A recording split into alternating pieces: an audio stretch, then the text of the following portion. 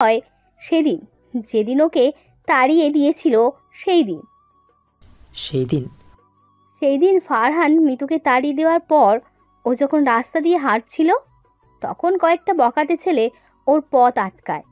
ও তখন ওদের কাছ থেকে বাঁচার জন্য ছুটছিল, আর তখনই আমাদের গাড়ির সাথে ধাক্কা খায়।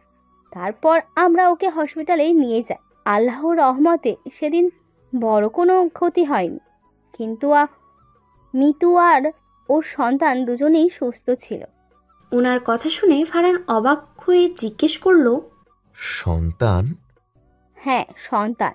আপনি যেদিন ওকে বের করে দিয়েছিলেন সেই দিনই ও জেনেছিল যে ও মা হতে চলেছে, আর আপনি বাবা।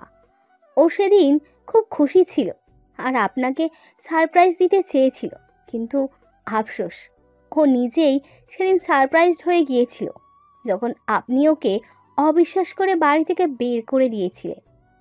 তারপর থেকে মিতু আমাদের সাথেই ছিল।